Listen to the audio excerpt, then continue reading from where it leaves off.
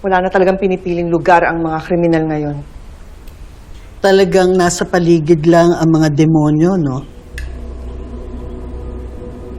Sa totoo lang, Ma, I'm so worried about Tomas. Baka kasi balikan pa siya eh. Hindi naman siguro, ate. Hindi naman siguro hahayaan ng pulis na mga atakas pa si Matias. But I hope next time mas maging careful ka sa magiging business partners mo. To be honest, okay naman yung negosyo namin ni Matias. Mabilis at magaling siya magbayad. Since thriving yung food business niya. Pero nung nalaman ko kung sino siya at anong klaseng tao siya, I tried everything para hindi kayo madamay. Sorry, did you say food business, Kuya? Oo. Business partner ko si Matias.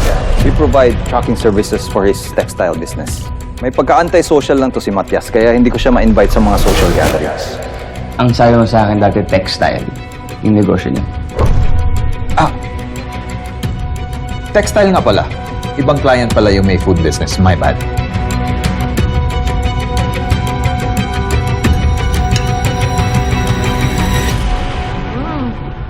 Ay, tay, tamang-tama po yung dating nyo. Kakain na. Ano to? Isa pong munting piging para sa tagapagtanggol ng Bulagos.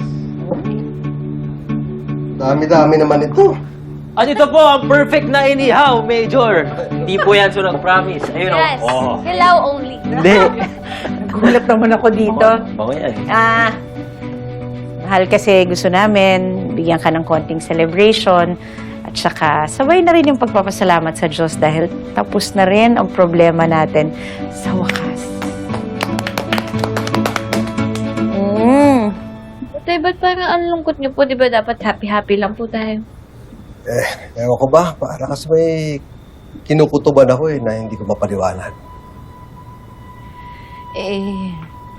Baka naman ngayon lang nagsisink in lahat ng nangyari sa'yo.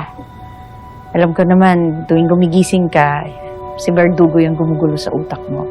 Pero yung taong nagbigay sa atin ng malaking problema, hindi mo na kailangan isipin ngayon. Tama ka. Ito kasi nga mo, hindi lang naman tayo yung talagang ginulo ni Verdugo eh. Pati yung bayaw nung kaibigan mo si Andrew, ginulo din ni Verdugo. Ang gulat nga po ako nung sinabi niyo po yun. Kaya po pala maagang umalis si Andrew. Sigurado ako natakot to si Ma'am Yvette. Alam ko yung pakiramdam nun. Dahil yun din yung naramdaman ko nung ikaw naman ang nasa panganib.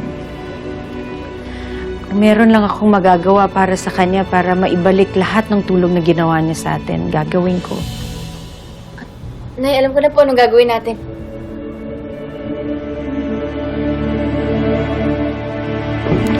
Ma, pahinga ka ha? Mag-iingat ka sa pag-uwi, anak.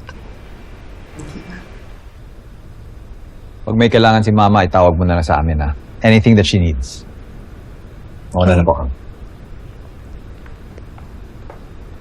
Sorry, hindi ako nakaka-visit lately. Busy kasi ako eh. But I promise this time, bibisita na ako.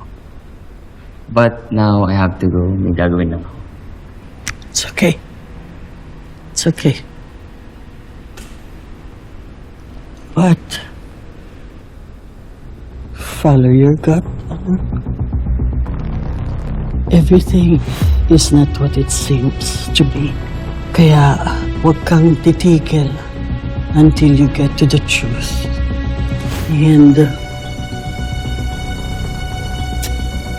keep it to yourself.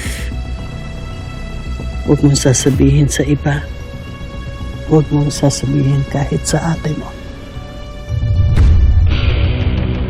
Oh, anak, yung dark chocolate, yung favorite ko. Konti lang. Konti lang kakainin ko. Alam ko namang masama yun eh. Please. Pagbigyan mo na ako, please. Okay, ma. Basta konti lang. Promise. Okay. Ingat. Ano?